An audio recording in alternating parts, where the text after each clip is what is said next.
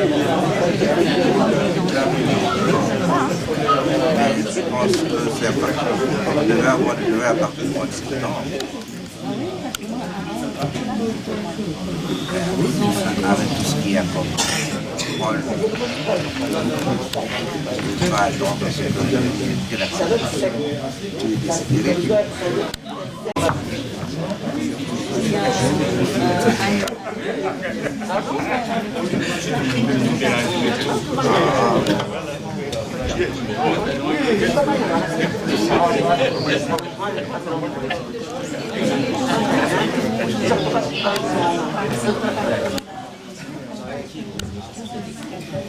d'être présent.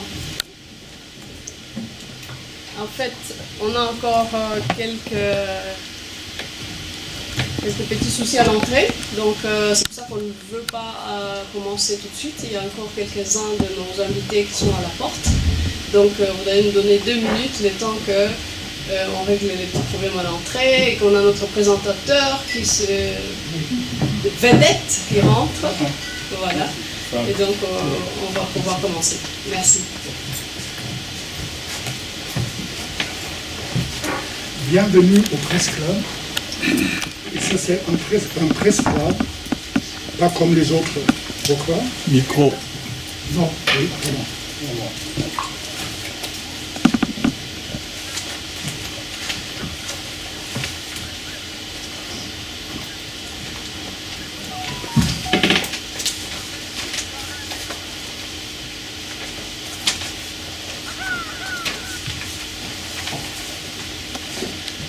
Bienvenue. Il existe quelques 500 press clubs dans le monde. Et le press club Bruxelles est arrivé parmi les derniers. Il est géré par un diplomate belge, Laurent Briet. Et il est assez différent des autres car il est plus ouvert que les autres. Normalement, on doit être membre d'un press club pour participer. Ici, à chaque conférence, il y a des gens qui ne sont pas membres du press club. 1, 2. Le directeur de ce press club est aussi le président de l'association de tous les press clubs en Europe et l'association de tous les press clubs du monde. Et pour ça, il est très ambitieux. Il va organiser le 23 octobre une conférence de presse qui dure 24 heures. Ça commence ici avec Ursula von der Leyen et Charles Michel. Après, ça va aller en Nouvelle-Zélande 1 heure et via le continent asiatique, africain, européen, américain, va finir avec, après 24 heures, à Hawaï. Il y a des présidents, premiers ministres, ministres de l'Environnement qui vont être des personnes clés. Et c'est sur le changement climatique. Ça veut dire ici, vous êtes dans un press club beaucoup plus innovatif que les autres. Car la plupart des autres press clubs, vous avez des grancheuses, des hommes qui fument des cigares et des hommes politiques. Et ici, c'est un peu différent. Ça, c'est le premier remarque. Deuxième remarque, s'il vous plaît, éteignez vos téléphones mobiles. Troisième remarque, je ne suis pas congolais. Je ne suis pas Tutsi, je ne suis pas rwandais ou burundais, je suis allemand. Et pourquoi je suis ici avec vous? La raison est très très simple. J'ai grandi en Allemagne et quand j'étais une dizaine d'années, on a découvert que notre voisin, c'était le dernier chef de camp de concentration de Auschwitz, qui a changé son nom, qui habitait là. C'est le cimetière, ma mère m'a montré le tombeau, plein de mon bien, c'était le successeur d'Hitler. Et dans ces cas, quand on grandit dans une situation comme ça, toutes les questions de violence entre les peuples, génocide, la question pourquoi c'est pas possible de vivre en respect mutuel sans ce agenda. Et pour ça, depuis, je suis un des fondateurs des écolos en Allemagne, premier député en Allemagne, premier député ici au Parlement européen, je suis resté ici à Bruxelles, car, et ça c'est le dernier point, car je suis amoureux de Bruxelles. Il y a beaucoup de gens qui plaignent que ça ne sert pas bien à Bruxelles. Et je suis amoureux de Bruxelles car ici, pour la première fois dans l'histoire humaine, plus que 2 douzaines des pays se mettent ensemble et discutent. Et discutent, ça prend beaucoup de temps, mais quand même, à la fin, il y a un compromis. Et ça, c'est quelque chose de merveilleux. Regardez vos ancêtres. Beaucoup de nos ancêtres ont été impliqués dans les guerres. On a vécu des choses terribles, on a fait même peut-être même des choses terribles. Mais ici en Europe, c'est incroyable.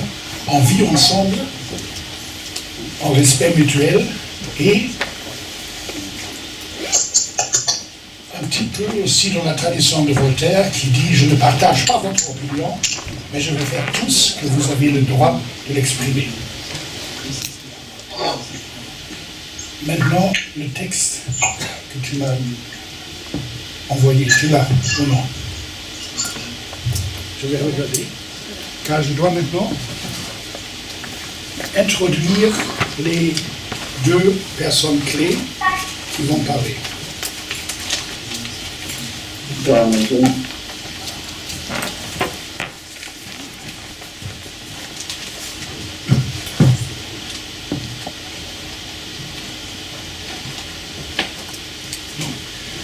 Je ne trouve pas. Dans ces cas, vous êtes maintenant confrontés avec 3 personnes clés sur le podium qui sont ici. Pourquoi? En Amérique, on a tous suivi Black Lives Matter, une prise de conscience, des manifestations, des demandes. Et merveilleusement bien, cette question a traversé l'Atlantique et elle est arrivée ici en Bruxelles, en Belgique, en Europe. Et quelques-uns de vous ont sûrement participé aux événements concernant le temps colonial belge, le roi Léopold et d'autres choses. Et la pression était tellement forte que le Parlement belge, et ceux qui lisent les journaux le savent, a pris la décision d'installer une commission spéciale au Parlement fédéral. On a trouvé un écolo flamand qui est le président. On a déterminé qui sont les membres de cette commission. Et eux, ils se sont mis ensemble pour chercher des experts qui doivent maintenant, ils sont en train de le faire des notes, des textes, des propositions, des analyses concernant la situation Congo, Rwanda, Burundi. Et dans toutes les sélections, il y a des gens qui disent « waouh », il y a des gens qui disent « non, waouh », ils ne sont pas contents. Et on a remarqué, et quand j'ai parlé avec Irène, c'est la femme au milieu avec les cheveux blondes, quand j'ai parlé avec Irène, on a découvert qu'il y a le danger, que la question des Tutsis au Congo ne va pas assez débattue. Et pour ça, on a pris la décision de vous inviter, de demander le Press Club pour cet espace. Et on a 2 experts. Et dans ce cas, je propose la chose suivante. D'après la législation belge, on peut enlever les masques quand on est assis dans un restaurant. Donc, quand tu veux. Madame, elle est célèbre parmi ceux qui lisent les livres. Car beaucoup de monde fait n'importe quelle bêtise. Les seules bêtises qu'elle fait, elle écrit des livres. Des livres sur des questions brûlantes. Et elle habite en Angleterre. Pardon, en Hollande. Et c'était prévu qu'elle est connectée avec nous via Zoom, mais elle a dit non, c'est tellement important qu'elle est venue ici. Et ce monsieur-là, avec sa masque ici à côté de bouton, j'ai juste regardé une vidéo avec toi. Waouh! Où il a été interviewé pour expliquer des choses, il va nous expliquer ça aussi, les aspects historiques. Et au milieu, Irène Kamanzi, qui est une des vedettes de la société civile et des contacts entre les gens de la région Grand Lac avec les institutions européennes. Et quand il y a une réunion importante dans les institutions européennes, Irène est toujours là. C'est comme une femme influente. Et merci beaucoup que tu vas gérer maintenant la discussion. Et je dois, qu'elle est le chef ici, à qui doit commencer maintenant?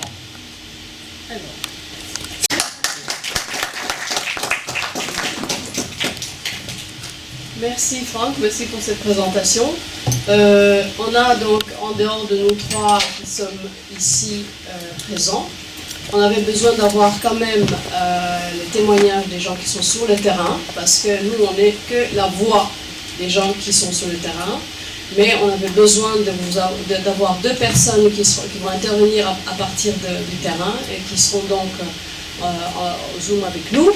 Et donc la première personne qui va intervenir ce soir, c'est le docteur Rwasamanzi, qui vous parle de Kinshasa.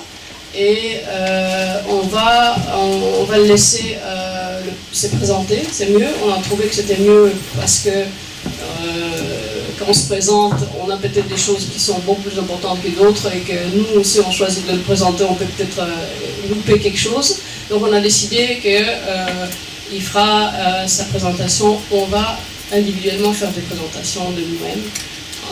Et donc c'est au docteur Rwasamanzi qui parle de Kinshasa, qui est à partir avec nous à partir de Zoom.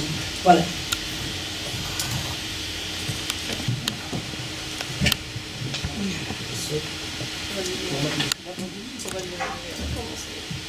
Je ne vais pas aller dans les détails sur des choses que presque tout le monde connaît.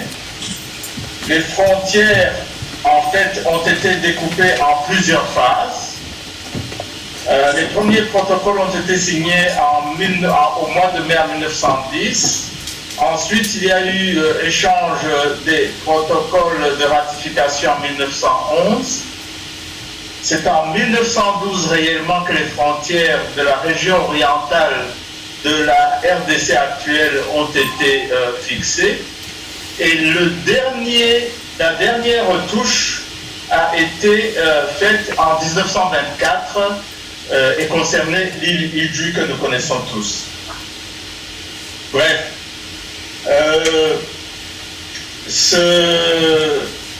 ce partage concernait en fait le Rwanda, le Congo et l'Ouganda, dans la partie qui nous intéresse. Alors, lorsque le partage a été effectué, il n'a pas tenu compte, et nous le savons tous, des populations qui habitaient ces pays, ni de leur organisation. Cela a été fait exclusivement dans l'intérêt des puissances coloniales, à savoir la Belgique, l'Allemagne et la Grande-Bretagne. Et les populations transfrontalières se sont retrouvées divisées entre trois pays. Le Rwanda qui était amputé, le Congo qui était nouvellement créé, qui n'existait pas comme État tel que nous le connaissons aujourd'hui, et l'Ouganda lui-même qui venait d'être remodelé par les Anglais qui lui ont adjoint, qui a réuni 4 royaumes.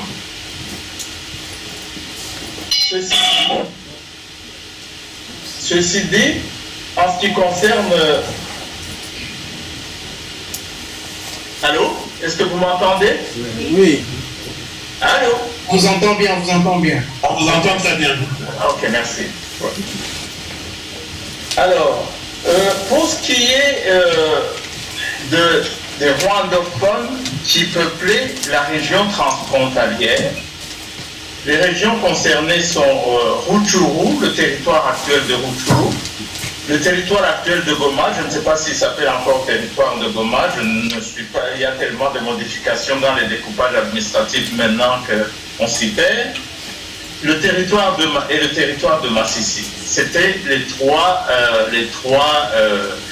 territoires qui étaient concernés par le découpage.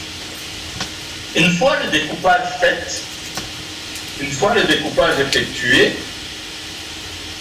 la nouvelle administration belge s'est attelée à démanteler de manière systématique les entités traditionnelles existantes qu'elles ont trouvées en place.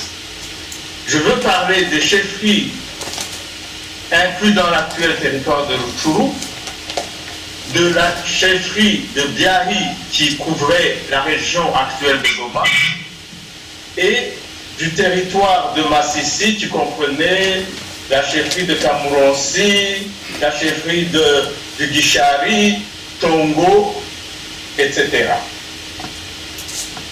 Alors, les Belges, une fois qu'ils ont démantelé ces entités existantes, qui étaient dirigées par des autochtones, ils ont créé de nouvelles entités de toutes pièces et ont placé à la tête de ces entités soit des personnes qui étaient d'origine étrangère et qui avaient une culture et des traditions totalement différentes des populations concernées. Le cas le plus flagrant, par exemple, c'est à Goma, le Biahi. On a amené une personne d'ethnie Kumu, tout près de Kisangani, du côté de Lubutu. Cette personne s'appelait Mukunja, c'était le fils de Nangunda et de Nyasine, et comme les Banyarwanda du coin ne le connaissaient pas, ils l'ont appelé Gahembe, et les Belges l'ont imposé en chassant les chefs traditionnels rwandophones qui étaient là, et c'est Gahembe qui a pris le pouvoir, qu'ils ont installé. Il a appris le Kinyarwanda, et les Belges ont nommé cette collectivité du Bukumu, alors que comme Kumu, il n'y avait que ce Gahembe tout seul, la population n'était pas Kumu, et donc on assiste à une manipulation, à une dénaturation en fait d'une entité administrative traditionnelle qui passe aux mains d'une personne étrangère et qui va introduire en fait de nouvelles coutumes, de nouvelles traditions dans cette région-là. L'autre cas, c'est le cas dans les territoires de Massissi, où on a pris les rwandophones et on a mis à leur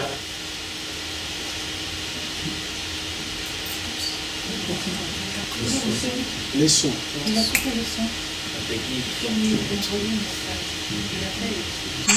On ne vous entend plus. Tu as coupé son micro. Vous m'entendez? Oui, ça commence à... C'est bon maintenant, c'est bon maintenant. Oui.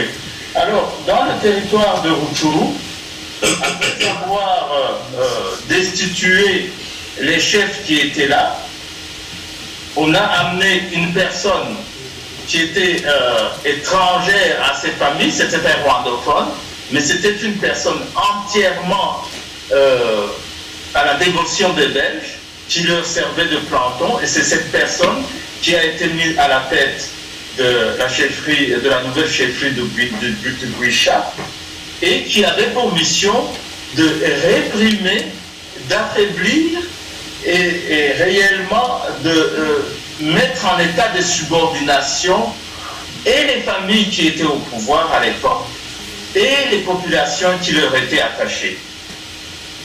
Ça a été en fait la plus grosse conséquence du partage. Donc, désorganisation des entités existantes, remodélation et création de nouvelles entités, destitution des autorités traditionnelles qui étaient en place, remplacement de celles-ci par par des éléments étrangers appartenant à des tribus différentes. Et finalement, on s'est retrouvé, les rwandophones de ces régions transfrontalières se sont retrouvés dans une situation de subordination vis-à-vis de chefs et de tribus qui n'étaient pas les leurs et qui ont pratiqué une politique de brimade, une politique de brimade, une politique d'expropriation, une politique d'appauvrissement qui a provoqué, notamment dans le territoire de Rutshuru, beaucoup de départs vers le Bufumbira à Uganda, qui était en main des Anglais, ou bien vers le Gishari dans le territoire de Masisi, qui était encore à cette époque gouverné par un chef Tutsi avant que celui-ci ne soit destitué lui-même.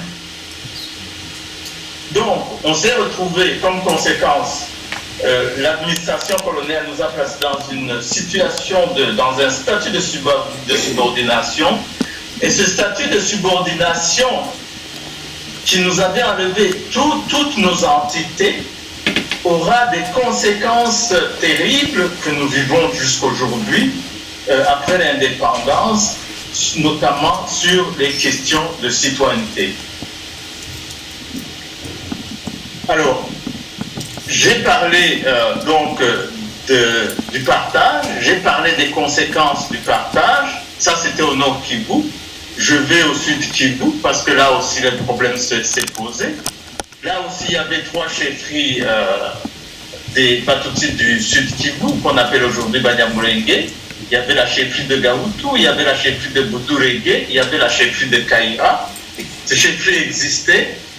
Et en 1933, les Belges les ont tout simplement supprimées également et les ont démantelées et on les a dispersées entre les Bembe, les Rega et les Lira. Et ces Banyamulenge se sont retrouvés sous l'autorité coutumière de ces tribus dont ils ne partageaient ni les traditions, ni la langue, ni les coutumes. Et aussi se sont retrouvés dans une situation de subordination.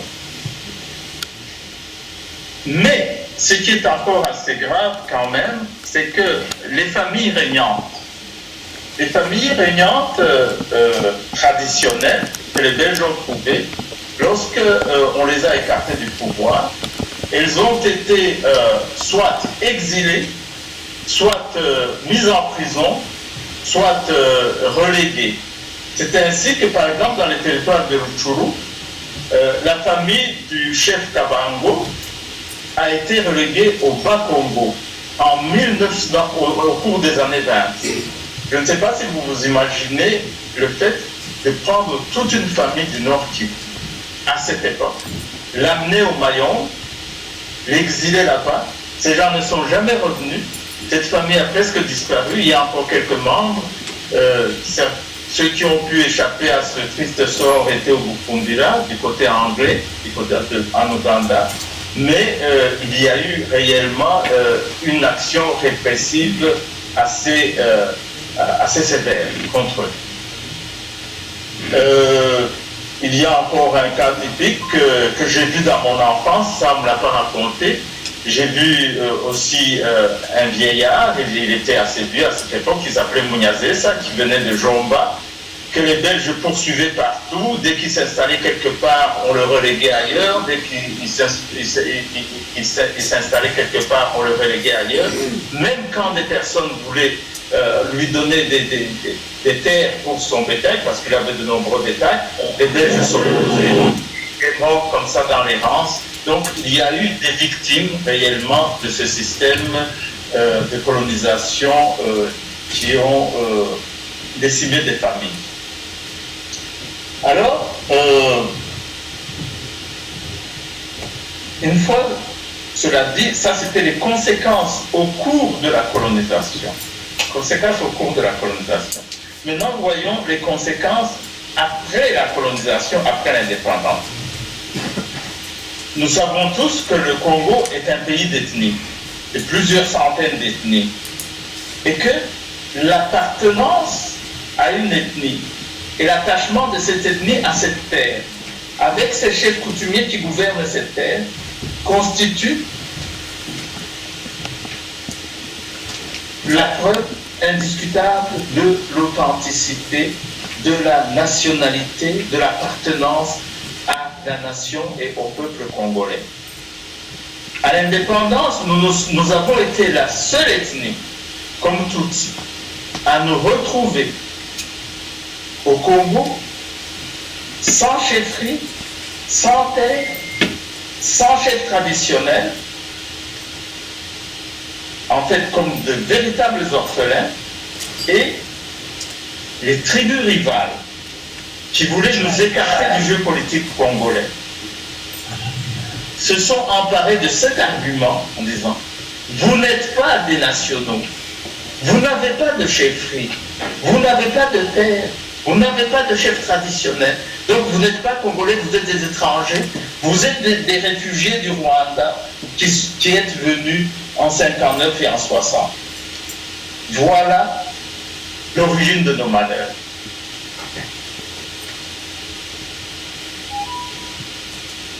Et ce prétexte-là va jouer de 1960 jusqu'à pratiquement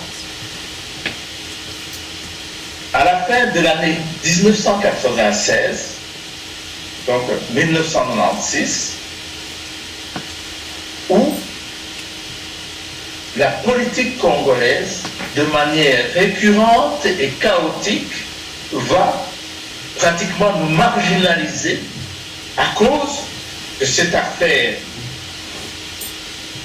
d'absence de preuve, de la preuve qui est la preuve irréfutable qu'est la chefferie. On sera marginalisé, notre nationalité ne sera jamais entièrement reconnue, même quand elle sera reconnue, elle sera toujours douteuse, et on sera systématiquement victime de cette attitude. Jusqu'en 1996, lorsque nous avons été chassés de manière officielle et claire, lorsque la conférence nationale souveraine a validé les dispositions de la loi Vangu qui ordonnait de nous chasser sans délai du Congo, de confisquer tous nos biens et pratiquement de disparaître du pays. Vous connaissez la suite, une guerre s'en est suivie. Mais avant d'arriver à cette étape de la guerre, je voudrais quand même citer quelques étapes, ou plutôt quelques conséquences qui ont découlé de ce mauvais traitement, de cette mauvaise administration des Belges par rapport à l'ethnie. Entre 1963 et 1965, avant novembre, avant la prise du pouvoir par Mobutu, il y a eu au Nord Kivu de vastes massacres de Banyarwanda, organisés par la nouvelle province du Nord Kivu dirigée par Paluku Deni. Et il y a eu des expropriations massives de terres, des expropriations de bétail, des expulsions, voire des kidnappings, et on enlevait des gens et on les livrait au gouvernement autour du Rwanda, qui était dans une période où la vie d'un Tutsi ne valait même pas celle d'un poulet. Dès qu'un Tutsi est arrivé là-bas. On a connu l'épisode en 1964, lorsqu'on a voulu envoyer de force ces gens au Rwanda. Il s'est passé une révolte au commissariat de Goma, pour ceux qui connaissent Goma, où les gens ont lutté main nue avec des cailloux contre des militaires et des gendarmes qui tiraient sur eux, qui voulaient les forcer à aller au Rwanda. Et heureusement, le HCR était intervenu à cette époque pour arrêter ces massacres-là. Et ce massacre, en fait, a résulté d'un subterfuge au cours duquel les politiciens rwandais et les politiciens landais avaient convaincu le gouvernement central de Léopoldville, à cette époque ce n'était pas encore Kinshasa, que les Banyarwanda du Nord Kivu étaient des molélistes et qu'il fallait envoyer une armée pour les décimer. Et l'armée est effectivement arrivée et il s'est passé ce qui s'est passé. Les massacres ont été commis, des expropriations ont été perpétrées également et on a beaucoup souffert de ça. Ensuite, l'autre grand événement qu'il y a eu, j'en ai d'ailleurs parlé, c'est la conférence nationale souveraine avec la commission Bantou. En avril 1995, a voté des résolutions décidant de l'expulsion sans condition de tous les rwandophones, la confiscation sans délai de leurs biens et le discours connu du vice-gouverneur du Sud Kivu, Laurent Bandji, qui est maintenant ministre de l'Intérieur au Sud Kivu, qui a donné 7 jours au Banyamulenge pour quitter le territoire congolais, à défaut de quoi il serait massacré par l'armée. C'était un fait connu, c'était en octobre 1996, tout le monde connaît cela. Maintenant, je voudrais quand même expliquer essayer de comprendre avec vous, pourquoi est-ce que les Belges ont été systématiquement hostiles envers les Tutsis et que cela est même arrivé à développer une culture anti-Tutsi dans certains milieux politiques belges. Alors, je m'explique. En ce qui concerne le Nord Kivu, au regard du mode de gouvernance et de la loyauté qui existait des chefs traditionnels Tutsi rwandophones par rapport à la monarchie rwandaise à laquelle ils appartenaient, les Belges ont estimé que ces gens n'étaient pas dignes de confiance et qu'il n'était pas possible de travailler avec eux et qu'il fallait les remplacer par de nouveaux éléments et qu'il fallait les éliminer. C'est ce qui a été fait. Mais il y avait un motif beaucoup plus économique. Vous savez que chez nous, l'élevage est l'activité principale et que les éleveurs qui étaient nombreux à l'époque, très nombreux d'ailleurs, avaient besoin de vastes terres pour faire paître leur bétail. Mais les Belges aussi avaient besoin des terres pour les plantations du colonat sur ces territoires. Alors, il s'en est suivi un conflit foncier sur les terres que les Belges ne pouvaient que résoudre par la force en expropriant les gens.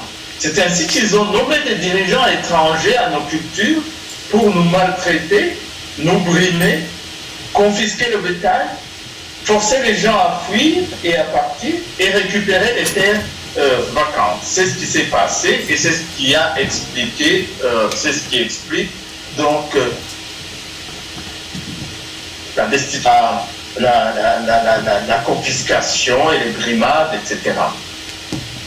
Évidemment, il y avait la volonté de couper tout lien avec le Rwanda allemand et la monarchie rwandaise qui était sous la tutelle allemande.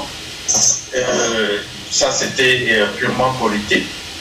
Mais ce problème de propriété foncière qui était très ancré dans notre culture et dans nos mœurs, parce que nous voulions les terres pour le bétail, nous sommes entrés directement en conflit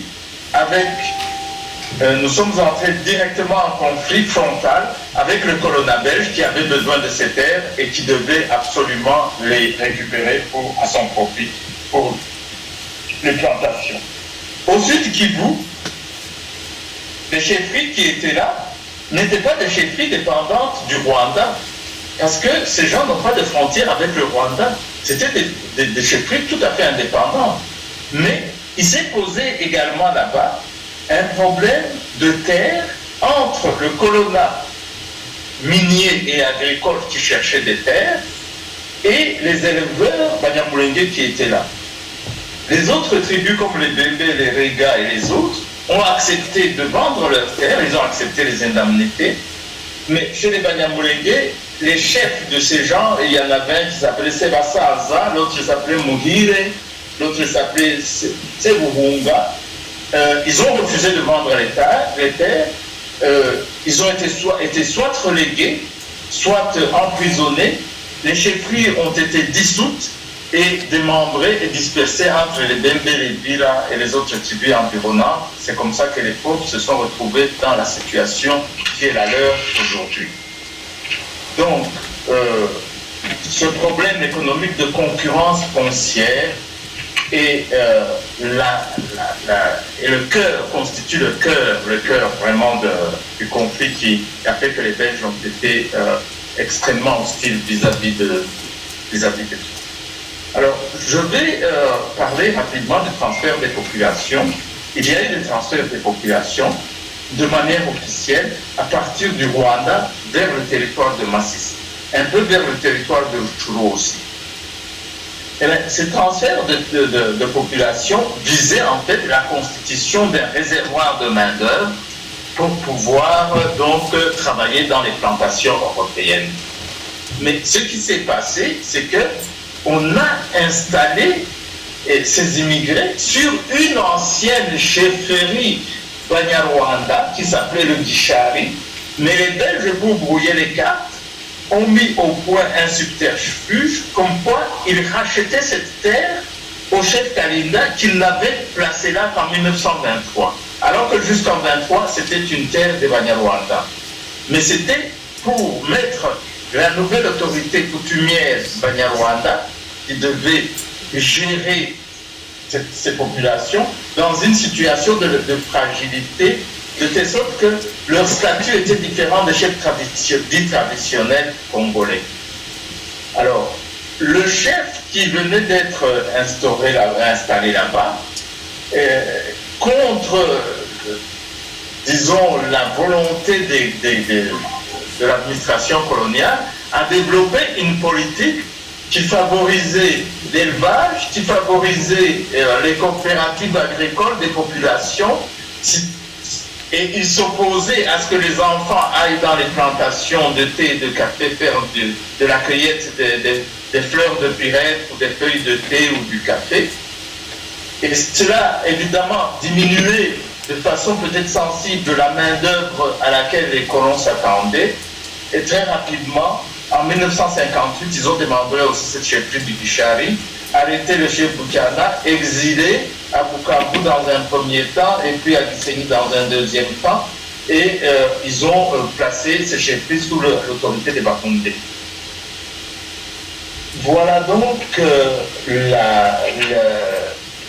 les conséquences en ce qui concerne l'immigration. Mais toutes ces populations, sans exception, que ce soit les populations immigrées, que ce soit les populations qui étaient là depuis toujours, au nord comme au sud, elles se sont retrouvées à l'indépendance, totalement abandonnées, sans repères fonciers, sans chefferie traditionnelle, et les autres Congolais les ont pris pour des intrus, pour des étrangers, de bonne ou de mauvaise foi, mais généralement de très très mauvaise foi, parce qu'ils connaissaient ces gens, ils avaient étudié avec eux, ils avaient vécu avec eux, ils s'étaient même mariés avec eux, mais ils se sont servis de ce prétexte pour créer une situation d'exclusion, d'ostracisation de ces populations. Et c'est la situation que nous connaissons aujourd'hui, contre laquelle nous luttons aujourd'hui. Et je termine en disant, mais mon Dieu, au Bufugila, c'est les mêmes populations, c'était la même structure traditionnelle de gouvernance, ne se sont pas passés là-bas. Donc c'est qu'il y avait là-bas une gouvernance britannique qui était meilleure que la gouvernance belge. Et la gouvernance belge nous a causé un tort inouï. Je termine, merci.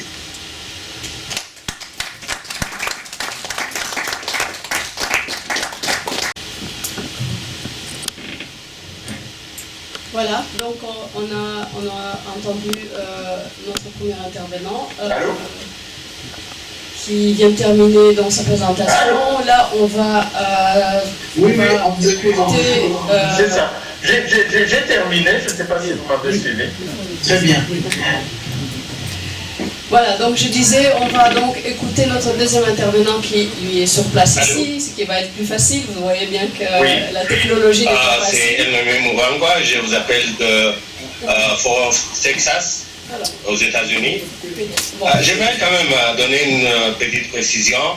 Nous savons tous que, en ce qui concerne le Nord Kivu, que les chefferies traditionnelles. Merci. Voilà, donc la technologie, c'est pas évident, comme vous avez compris. Donc notre deuxième intervenant est ici sur place, va intervenir sur un sujet qui va nous présenter, qui va être très passionnant. Donc je passe la parole à Basile Batizo qui va suivre. Merci, madame. Micro.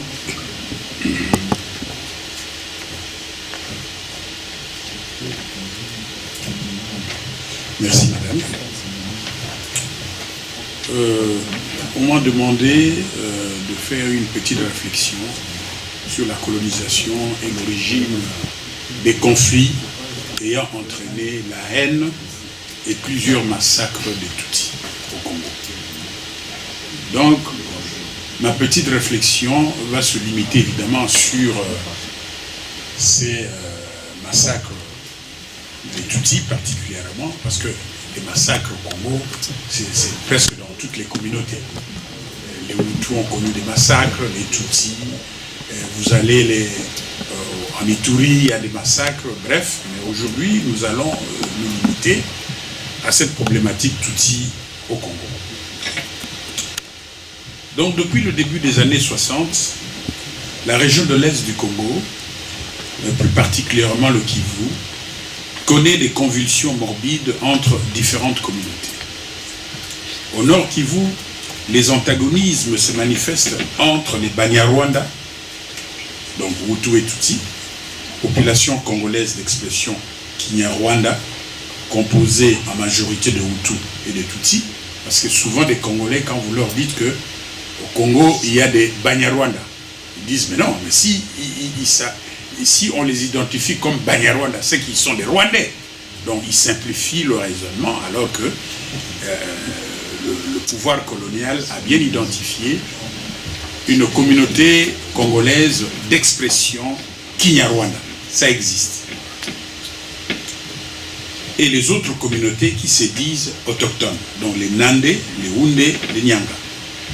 Au sud Kivu, les populations dites Banyarwanda, composées en majorité des éleveurs Tutsi et des Barundi. Parce que quand on dit aux Congolais qu'il y a aussi des Barundi au Congo, ils ne croient pas.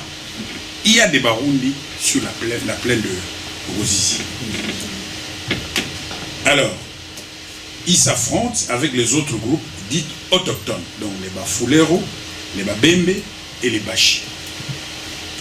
Dans notre exposé d'aujourd'hui, nous nous focalisons sur la problématique Tutsi au Congo. Quelle est l'origine des conflits ayant entraîné la haine et des massacres de Tutsi au Congo? Pour répondre à cette question, il serait nécessaire de faire un rétrospectif historique pour comprendre ce phénomène de permanence de violence. C'est le principe de causalité historique. Le roi Léopold II, propriétaire du Congo, et l'Allemagne, puissance coloniale au Rwanda et au Burundi, vont avoir un contentieux frontalier qui ne sera réglé qu'en 1910 par des accords conclus à Londres. Le Congo étant devenu une colonie belge en 1908, cet accord frontalier sera signé entre l'Allemagne, l'Angleterre et la Belgique. Quand on explique à nos compatriotes que l'axe Rutshuru-Goma-Masisi appartenait au Rwanda, évidemment, ils tombent de lui. C'est pas possible. En 1910, il y a eu cet accord entre les puissances coloniales pour réajuster les frontières. Les documents sont là, les publications sont là. C'est parce que nous, les Congolais, nous n'avons pas cette culture de lire. Mais les documents sont là. Donc l'axe Rutshuru-Masisi-Goma, ça a été, avant la colonisation, un territoire du royaume du Rwanda. Après la Première Guerre mondiale, la Belgique prend la tutelle du Rwanda et du Burundi et prolonge le système d'administration instauré par les Allemands. Dans les 3 territoires constituant l'espace colonial belge, les cadres coutumiers sont réformés, sélectionnés et affectés à de nouvelles responsabilités en fonction des objectifs du pouvoir colonial. Pour exploiter son espace, le pouvoir colonial va favoriser la mobilité des populations par le déplacement du surplus démographique de l'Est vers l'Ouest, sans tenir compte de la différence entre sujets d'une colonie, c'est-à-dire Congo belge, et ceux d'un territoire sous mandat, Rwanda et Burundi. Le pouvoir colonial va recenser les populations en fonction de l'appartenance ethnique, négligeant toutes les dynamiques de ces communautés sur le plan culturel, politique et économique. Ainsi, la région va connaître une nouvelle production d'identités sociales qui deviennent figées. Voilà comment le pouvoir colonial va interrompre inconsciemment les interactions au sein d'une population en mutation à la fin du XIXe siècle. Le mode de gestion publique adopté par le pouvoir colonial l'oblige à s'appuyer sur les chefs coutumiers dociles ou à les remplacer souvent brutalement s'ils étaient récalcitrants.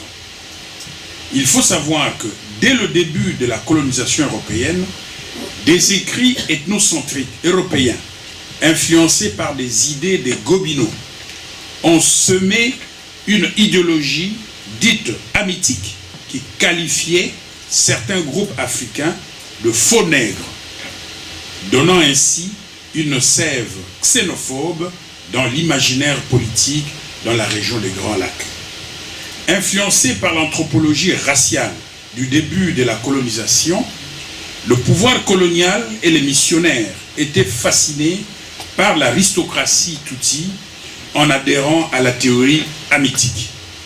Certains religieux vont même qualifier les Tutsis comme des juifs de l'Afrique. Cette dérive idéologique va influencer beaucoup d'intellectuels africains, à l'exemple du livre du journaliste Charles Onana, Ces tueurs Tutsis. L'ethnisation de la politique ou la politisation de l'ethnie a engendré le génocide contre les Tutsis au Rwanda. L'administration coloniale, qui considérait le Rwanda, Burundi, comme une réserve de main-d'œuvre, avait organisé des migrations des Rwandais vers le Kivu et des Burundais vers le Katanga. La première vague d'immigration avant la Deuxième Guerre mondiale va entraîner la création d'une chefferie Tutsi à Gishari, au nord Kivu, sur la demande du Mwami du Rwanda. Et la deuxième vague d'immigration sera effectuée sur des territoires régentés par des chefs autochtones. Suite à des pressions démographiques, l'administration coloniale se voit obligée d'arrêter l'octroi de nouvelles concessions foncières dans différentes chefferies. Malgré cela, des tensions se manifestent dans les zones les plus peuplées entre les éleveurs et agriculteurs, tous grands consommateurs de terre. La manipulation des anciennes chefferies et les frontières coloniales ont suscité des revendications irrédentistes contradictoires dans la région des Grands Lacs. Pour ceux qui connaissent un peu l'histoire coloniale belge au Congo, au début des années 20, le pouvoir colonial a constaté que le Kivu c'était le paradis de l'Afrique. Donc il fallait une politique de colonna, donc d'occupation de ces terres. On a créé le comité national du Kivu, qui est encore opérationnel aujourd'hui en Belgique. Même si sur la place publique, on n'entend plus parler du comité national du Kivu, mais ils sont encore actifs sur ce problème foncier au Congo. Et vous allez comprendre que dans cette compétition de l'espace, des terres, bien sûr, les Tutsis étaient considérés comme des rivaux potentiels, parce que pour les éleveurs, ils avaient besoin des espaces, et des espaces plus grands que les Hutus qui étaient agriculteurs. Et évidemment, une politique anti-Tutsi s'est manifestée au sein du pouvoir colonial. Pendant toute la période coloniale, la problématique des frontières et de la nationalité était occultée au Congo, jusqu'à l'aube de l'indépendance. Les premiers génocides contre les Tutsis du Rwanda en 1959 et contre les Hutus du Burundi ont entraîné un nouvel afflux d'immigration au Kivu, qui s'est poursuivi jusqu'en 1966. La distinction entre autochtones Banyarwanda, immigrants et réfugiés devenait difficile et subtile. Parce que dans cette problématique, Banyarwanda au Congo, il faut distinguer les Banyarwanda autochtones congolais. C'est-à-dire qu'il y a des Congolais d'expression Banyarwanda qui sont congolais. Par exemple, les Banyamulenge du sud Kivu ont émigré vers les plateaux d'Itombwe bien avant, par exemple, la création de la chefferie des Bayeke au Katanga. La chefferie de Bayeke au Katanga a été créée après 1885 par Moussiri, qui venait de la Tanzanie. Et ça, évidemment, les Congolais ignorent ça. Les Bayeke, c'est une chefferie qui a été créée après. Les documents historiques sont là. La distinction entre autochtones, Banyarwanda, immigrants et réfugiés devenait difficile et subtile. Le plus visible était la distinction entre autochtones. Nande, Wunde, Nyanga, Bashi, Bafulero, Babembe et à l'autochtone, Hutu et Tutsi. Seule la Belgique pouvait donner une solution responsable sur la problématique de la nationalité lors de la préparation à l'indépendance de son espace colonial. La loi fondamentale pour le Congo fut muette sur cette problématique de la nationalité. D'ailleurs, l'échec pour l'émergence d'une communauté belgo-congolaise prônée par des esprits lucides comme le professeur Van Bilsen en est un exemple de maladresse humaine de l'époque. Maintenant, est-ce qu'il y a eu des violences contre les Tutsis au Congo? Parce que quand nous observons les critiques, les commentaires des uns et des autres, les Congolais ont l'habitude de se focaliser sur ce qui s'est passé après la chute du régime d'Abiyarimana, donc l'arrivée au pouvoir du FPR, Kagame, la création de l'AFDL. C'est à partir de là que les impulsions, les haines se sont développées et toutes les réflexions sont focalisées à partir de cette période. Mais bien avant, parce que les violences ont commencé bien avant. Donc, ce qui s'est passé à l'est, dans le Kivu, dans la région des Grands Lacs, n'est que le corollaire d'une décolonisation ratée dans la région des Grands Lacs. Et il faut quand même que des hommes politiques congolais arrivent à comprendre toutes ces subtilités historiques pour apporter des solutions humainement et politiquement acceptables. La province du Nord Kivu est peuplée des Nande, des Banyarwanda, Hutu et Tutsi, des Nyanga, des Wunde et Tembo. Ces populations se répartissent en deux groupes. Les autochtones d'un côté et de l'autre, les immigrés ou transplantés. Et les réfugiés des événements de 1959 au Rwanda. Les Banyarwanda sont les seuls à se trouver à la fois dans les deux groupes, les autres étant classés dans la première. Sur le plan administratif, avec comme chef-lieu la ville de Goma, le Nord Kivu est composé de 5 territoires, Beni, Lubero, Masisi, Rutshuru et Walikale. Si l'on tient compte de la répartition ethnique et de deux groupes de population, la province s'organise en fait autour de 3 pôles. La zone de Beni et Lubero, exclusivement peuplée de Nande, celle de Rutshuru, occupée majoritairement par les Banyarwanda autochtones, la zone de Goma Masisi Walikale, qui, bien qu'hétérogène sur le plan ethnique, donc Houndé, Tembo, Banyarwanda dans le Masisi et Nyanga à Walikale, présente néanmoins une caractéristique commune. C'est la région où sont concentrés les Banyarwanda immigrés, donc les transplantés, et réfugiés de 59, et où se pose aussi le problème de conflits fonciers, notamment dans les territoires de Masisi et de Walikale. Hormis cet aspect géographique, deux autres paramètres alimentent les conflits intercommunautaires, à savoir les aspects démographiques et politico-économiques. Les Nande et les Banyarwanda sont en effet les deux groupes majoritaires qui se sont toujours disputés le leadership économique et politique de la province du Nord-Kivu.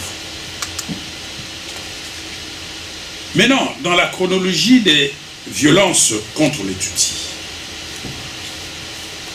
en novembre 59, suite au massacre contre les Tutsis du Rwanda, ceux-ci se réfugient au Congo et sont dans les camps de Bibwe, dans le Masisi, de Kalongo, dans le Kaele, et de Hioula, dans le Walikale. De 1963 à 1964, tous les transplantés Banyarwanda et leurs descendants qui occupent des fonctions publiques à Masisi depuis l'époque coloniale sont déchus et remplacés par des Houndés qualifiés de autochtones. Donc les conflits commencent déjà à cette époque-là, juste après l'indépendance.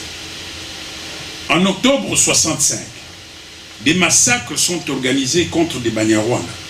De nombreux cadavres de Tutsis tués sont déversés dans le lac Vert entre Goma et Sake. La révolte Kanyarwanda va commencer. Le 20 mai 1967, le camp des réfugiés administré par le Haut Commissariat des Nations Unies pour les réfugiés sont abolis. Tous les réfugiés sont intégrés dans la population autochtone. Ça, c'était une décision politique du gouvernement de cette époque.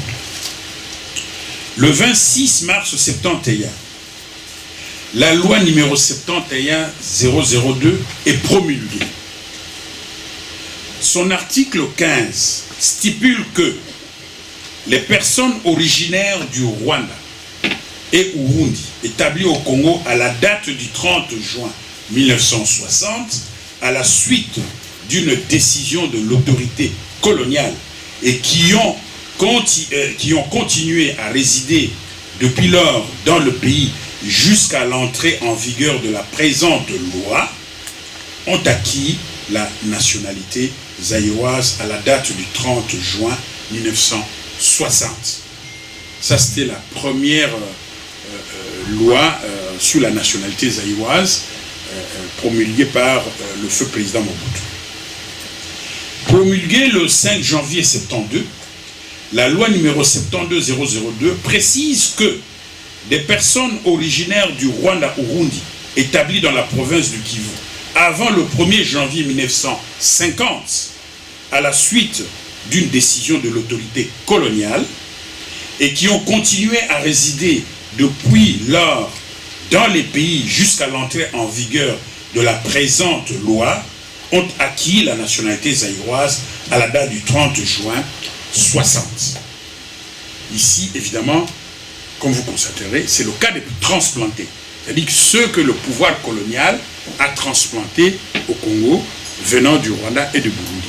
Comme le pouvoir colonial avait créé une seule entité politico-administrative entre les trois pays donc de la région, donc les travailleurs burundais et rwandais pouvaient venir être recrutés au Congo comme travailleurs et on les appelait des transplantés. Ces lois sont qualifiées faussement, je dis bien faussement, les lois Bisengimana. Vous vous rappelez, à cette époque, le feu Bisengimana était directeur de cabinet du président Mobutu. Le feu Bisengimana, c'est un réfugié de 59, un Tutsi réfugié de 59. Il n'est ni autochtone ni transplanté, mais c'était un réfugié de 59. Il est sorti, première promotion, ingénieur civil à l'université Lovagnon. Début des années, c'était en 62. Il termine donc première promotion, ingénieur civil, électricien. Et comme le projet Inga était déjà opérationnel pendant la colonisation, un bureau d'études italien qui s'occupait de ce projet Inga a recruté Bisengimana comme expert dans son bureau d'études. Avant l'arrivée de Mobutu au pouvoir, Bisengimana a travaillé déjà sur le dossier Inga.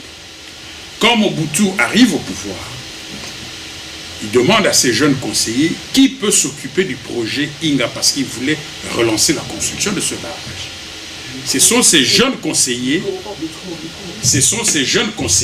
dont Maître Kamanda, qui l'ont orienté vers Barthélemy Bisengimana. Ils lui ont dit, écoute patron, nous avons un collègue qui était avec nous à Lovagnon, mais c'est un réfugié rwandais. Il travaille dans le bureau d'études qui s'occupe du projet Inga.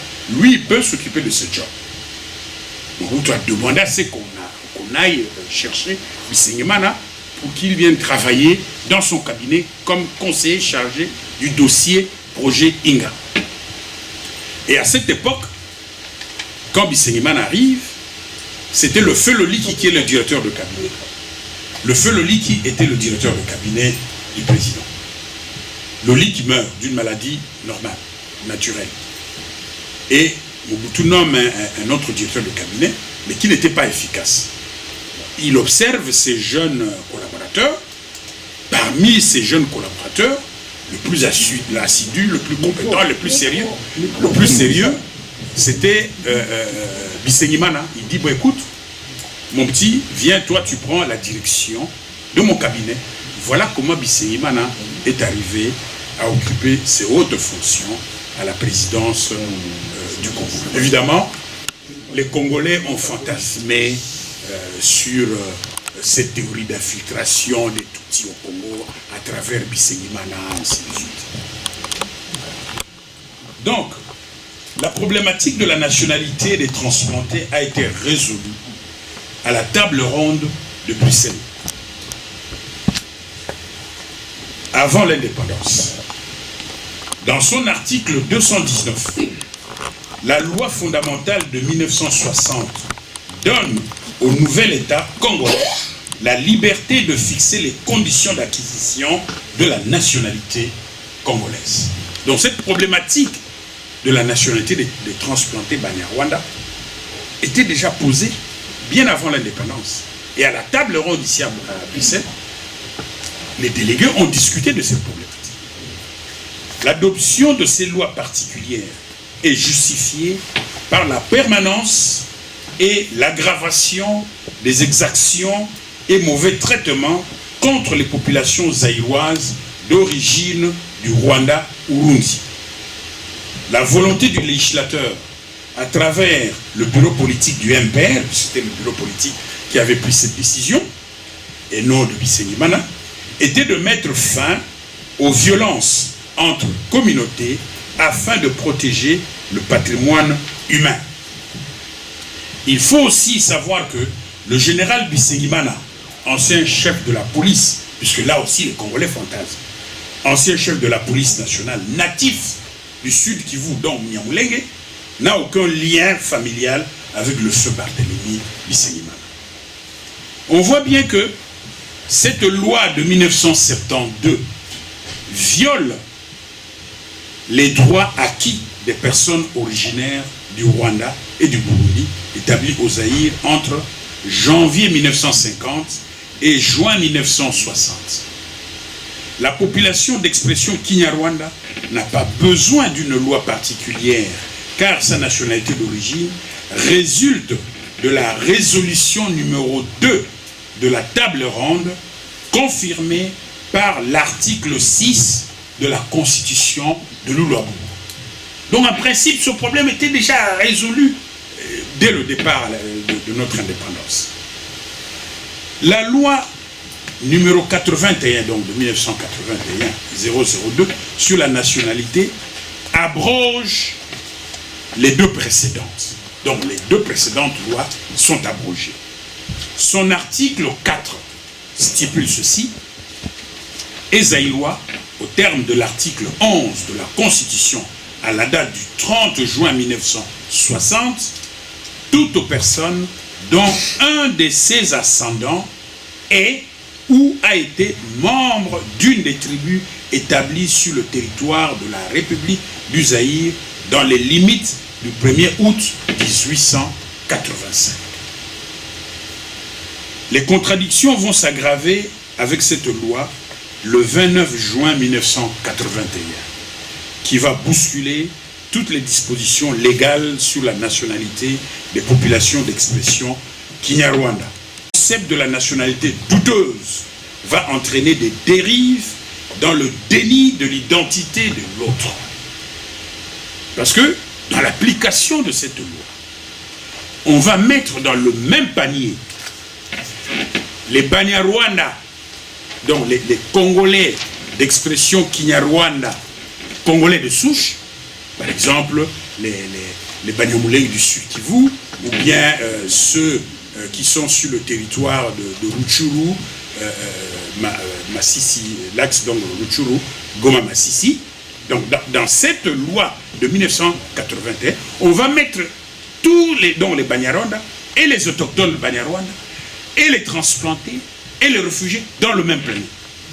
C'est-à-dire qu'il suffit de parler la langue Kinyarwanda aux nationalités douteuses. Mais alors, ce qui est encore révoltant dans l'application, dans la confusion de l'application de cette loi, le délit de faciès.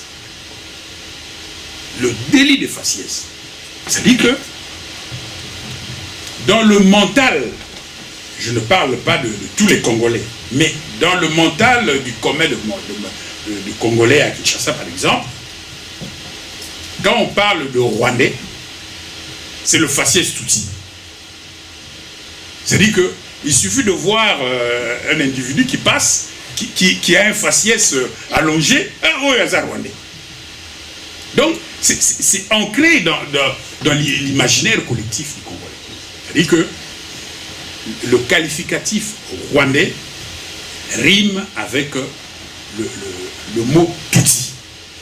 On n'imagine même pas qu'il y a chez les Rwandais, il y a des Hutus. Chez les Congolais Banyarwanda, il y a des Hutus. Il y a des Tois, des Pygmées, qui sont Banyarwanda. Non. Pour le Congolais commun mortel, donc Rwandais rime à Tutsi. Alors, les contradictions donc vont commencer à s'aggraver. Et, en effet, le concept de la nationalité douteuse va entraîner des dérives dans le déni de l'identité de l'autre. Dans les villes de Goma et Bukavu, on entend des refrains populaires stigmatisant les Tutsis. Batuti bote barudi et kwabo. Hatubataki tena muzairi yetu. C'est en Swahili, cela signifie que tous les Tutsis rentrent chez eux. Nous ne voulons plus d'eux dans notre Zaïre. Et cette campagne, cette stigmatisation, curieusement, est encouragée par le pouvoir en place. L'opération d'identification des nationaux va débuter le 1er juin 1991 pour les populations du Kivu et de Moba dans la province du Katanga où vivent les éleveurs Banyarwanda. L'administration ayant refusé d'identifier les descendants des transplantés comme des nationaux, des incidents meurtriers éclatent surtout dans le Kivu. En 1992, lors de la conférence nationale souveraine présidée par Monseigneur Mosengo, des notables Tutsis y sont chassés comme des chiens pour délit de faciès, dont Monseigneur Patient Kanyamachumbi, secrétaire général du conseil épiscopal du Zaïre, et un des pères de l'indépendance, le feu Rwakabuba Shinga, tous des Tutsis du Nord Kivu. Donc même à la conférence nationale souveraine, là où on devait rassembler toute la classe politique congolaise, à cette époque-là, dans les années 80, je présidais la fédération de l'UDPS ici dans le Benelux, avec le feu professeur Liao qui assumait l'intérim du parti, puisque les fondateurs étaient neutralisés. Nous avons défendu bec et ongle l'idée des États généraux, parce que nous avons comme argument cette loi de 1981. Et nous avons bien expliqué que cette loi va nous amener au chaos et qu'il faut aller aux États généraux. Et il y a eu cette conférence nationale, comme les Béninois avaient réussi leur conférence nationale, on a orienté la réflexion pour une conférence nationale. Malheureusement, à la conférence nationale, on va aggraver les contradictions. Et c'est au moment où la rébellion du FPR va commencer en Ouganda. Donc, tous les jeunes Tutsis, tous les jeunes Banyarwanda qui étaient au Zaïre, méprisés, humiliés, qu'est-ce qu'ils ont fait?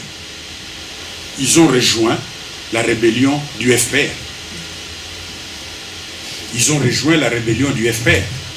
Et c'était de bon augure. Donc, dans la même année, la quasi-totalité des gendarmes d'expression Kinyarwanda sont chassés par les autorités provinciales. Tout le Kivu va sombrer dans les conflits ethniques. Le 20 mars 1993, un marché de Walikale est attaqué par des hommes armés de fusils et machettes, tuant un grand nombre de Banyarwanda. Du 22 au 23 avril 1993, des jeunes Houndés tuent une dizaine de Banyarwanda dans les Massissi. Du 14 au 17 juin 1994, au moins 2 millions de Hutus rwandais se réfugient au Kivu, fuyant avec les génocidaires contre les Tutsis rwandais. En octobre 1994, une campagne de violence meurtrière est menée contre les Tutsis du Kivu, impliquant les milices Ngilima et Maïmaï créées par des tribus dites autochtones. Des ex-soldats rwandais et des Interamwe, avec le soutien de la Magrive, Mutualité agricole de Virunga, une organisation des extrémistes Hutus congolais, créée en 1975 au Zaïre, sur instigation de l'ancien régime du Rwanda pour déstabiliser les Tutsis au Zaïre. L'idéologie d'un Bantuland va imprégner certains acteurs en créant une coalition de tribus bantous autochtones contre les Tutsis, qualifiés de allochtones nilotiques. Entre la fin de 1995 et le début de 1996, de nombreux Tutsis sont massacrés. Les rescapés se réfugient en Ouganda, à Kisoro, et au Rwanda, à Gisenyi, et à Ruwengeri, où l'on leur rappelle leur nationalité zaïroise par le nouveau régime de Kigali. Le 14 mai 1996, des Hutus massacrent des centaines de réfugiés Tutsis dans un monastère à Mokoto. De juillet à septembre 1996, à la radio officielle, le gouverneur du Sud Kivu menace à répétition les Banyamulenge en les invitant à quitter le pays. Ils sont victimes de vols de leur bétail et des exactions. Le même gouverneur qui a été suspendu par Mobutu à cette époque, compte tenu de son appel contre les Tutsis, curieusement, cet ancien gouverneur, sanctionné par Mobutu, aujourd'hui, il est ministre provincial de l'Intérieur chargé de la sécurité. Allez-y comprendre. Dans un rapport sur les violences ethniques publié en juillet 1996, Human Rights Watch accuse le gouvernement zaïrois de complicité dans les violences contre les Tutsis. En août 1996, des milices Bafulero, commandées par le vice-président du HRPT, Peter Anzuluni Mbembe, se livrent à des tueries contre les Banyamulenge et à les chasser des hauts plateaux, d'Itombo. Les rebelles Hutus burundais les accompagnent dans cette mission macabre. Peu avant ces exploits macabres, le commissaire de la zone d'Uvira avait tenu des propos incendiaires contre les Banyamulenge dans un temple protestant. Quand vous rencontrez un serpent sur la route, que faites-vous? Vous les tuez, n'est-ce pas? Alors, qu'attendez-vous? Ne voyez-vous pas des serpents parmi vous? On voit bien l'idéologie génocidaire était là. Le 9 septembre 1996, venant du Sud Kivu, un flux gagne Bukavu où les manifestants exigent l'expulsion de tous les Tutsis vers le Rwanda. Les ratonnades contre les Tutsis s'amplifient et sont l'œuvre des soldats zaïrois, des milices Hutus et excités dans la population. Le 17 septembre 1996, le ministre des Affaires étrangères du Rwanda dénonce les massacres des Tutsis au Congo. Le 28 septembre 1996, la rébellion de l'AFDL, soutenue par le Rwanda, attaque les positions des soldats des forces armées zaïroises dans les montagnes d'Uvira. Les rebelles, dont les rebelles de l'AFDL, vont affirmer vouloir chasser Mobutu et garantir la nationalité à tous. Voilà un peu résumé cette problématique des violences particulièrement contre les Tutsis. Et je crois que nous sommes assez matures, surtout pour nous qui vivons ici dans la diaspora, nous sommes assez matures pour se dire, mais écoutez, il faut qu'on arrête ce cycle de violence suicidaire, stupide. Il faut qu'on arrête. La région des Grands Lacs doit être pacifiée. Et nous profitons de cette opportunité, comme au niveau de la Belgique. Il y a cette volonté royale de vouloir, disons, revoir un peu les erreurs du passé. Eh bien, une commission est déjà créée. Nous voulons que cette problématique de la nationalité soit éclairée par ceux qui ont tracé ce territoire congolais. Et nous sommes convaincus que si aujourd'hui le gouvernement belge prend position, donne des explications, parce que dans toutes ces violences, curieusement, évidemment c'est un dessin, curieusement, on n'a jamais vu des hommes politiques belges essayer d'interférer pour éclairer les Congolais sur cette problématique. On nous laisse dans ce désordre, dans ces massacres, alors que eux, ils savent qui est qui. Donc, ils peuvent nous aider à résoudre ce problème de nationalité. Je crois que le moment est venu, comme la commission est créée, le moment est venu pour que la diaspora congolaise essaye de faire des pressions pour une solution humainement et politiquement acceptable. Merci. Merci. Mes amis, préparez déjà vos questions. Car on a maintenant 15 minutes, 20 minutes pour écouter Hélène. Quand je lui ai demandé combien de minutes, elle est modeste, elle a dit 15. J'ai dit non, plus. On dit que tous les hommes ont parlé avec un 3 plus. Tu as le droit de parler sans limite. Et après, préparez déjà vos questions, s'il vous plaît. Hélène. Merci. Allô? Oui. Vous voulez comme ça? Oui. Ça marche? Non. Hein? Oui. Oui, vous m'entendez? Oui. Oui, ok. Chaque fois que j'entends quelque chose, j'ai envie de changer ce que je dis après. Parce que les deux discours qu'on a entendus sont extrêmement convaincants. Le premier discours était plutôt basé sur les lois. Le deuxième aussi un peu, mais c'était plutôt politique, je crois, votre discours. Et si je peux contribuer un peu, c'est à élargir un peu les références hors du Congo. Parce que le même discours, on l'entend en Europe tout le temps. Si les réfugiés, si les immigrés vont partir, tout va bien. On l'entend avec le Vlaamse-Blok. On l'entend maintenant avec Johnson en Grande-Bretagne. Moi, je suis moitié flamande, moitié écossaise, donc je sais qu'est-ce que c'est la politique d'identité tribale, et je n'y adhère pas. Mais je vois que tout le monde, les Indiens, si tous les musulmans étaient partis, l'Inde serait le paradis terrestre. Mais c'est partout, c'est le même discours.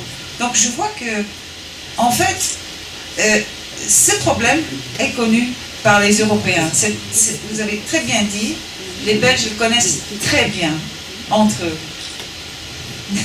Les Flamands du nord de Flandre, les Flamands du sud, les Flamands de l'ouest, n'en parlons pas des Wallons. Donc le tribalisme, c'est une chose universelle actuellement, manipulée par les États. Mais je ne vais pas continuer dans ce sens. Je vais lire parce que je dois me concentrer. En tant que chercheur sur le génocide et la politique d'identité en général, j'ai été invitée par Madame Irène Kamanzi de m'associer à ce processus de chercher la vérité historique, soi-disant, et d'en sortir des idées pour la paix et la réconciliation au Congo. Parlons pas de la Belgique, qui a besoin de paix et de réconciliation aussi. Mais la vérité, qu'est-ce que c'est la vérité? C'est une bonne chose, non? La vérité. Tout le monde aime la vérité, mais en fait, qu'est-ce que c'est la vérité? Est-ce qu'il y a plusieurs vérités? Et qu'est-ce que c'est la relation entre la vérité et les vérités plurielles et la réalité? C'est très difficile à dire. La vérité, est-ce qu'elle inclut les mythes? Est-ce que les mythes sont une partie de la réalité? Est-ce que les théories coloniales de race humaine, comme vous avez dit, de Gobineau, mais aussi de John Hanning Speke, c'est lui qui a inventé l'hypothèse hamitique, c'est une idée fascinante du 19e siècle, qu'on a encore dans les têtes maintenant. Est-ce que la vérité doit inclure tous ces mythes? Est-ce qu'eux aussi, ils font partie de la vérité? Je crois que oui. Les mythes sont très puissantes. Les êtres humains n'écoutent pas que les faits. Ça, on l'a vu. Ça, on l'a vu aux États-Unis. Ça, on l'a vu au Brésil. Ça, on l'a vu en Inde, en Grande-Bretagne, avec Brexit. Avec tous les idioties qu'on fait, on ne peut pas dire que les gens vont être convaincus par les faits. Dommage, mais pareil le cas. Donc les êtres humains sont capables des autodéceptions spectaculaires, mais ils sont aussi capables, comme les colonisateurs, de déceptions conscientes, pas seulement inconscientes. Il y a eu des livres entiers écrits sur le Congo qui sont des fables. On le sait. Léopold a payé pour avoir des livres écrits qui étaient pleins de mensonges. Et ça n'a jamais été défait, pas vraiment. Même dans l'éducation, ça a resté jusqu'aux années 70 que les livres que les enfants lisaient à l'école au Congo, parce que je sais ça mon étudiant Delphin Tanyoma, c'est un Munyamulenge. Alors lui, il m'a raconté que lorsqu'il était à l'école, il a lu les livres qui avaient été faits par les Belges dans les années 70. Alors, ça, c'est quand même extraordinaire. Et quelle place doit-on donner alors dans cette recherche après la vérité aux contes inventés du Congo et de la passé coloniale, qui ont été faits en fait pour cacher la vérité?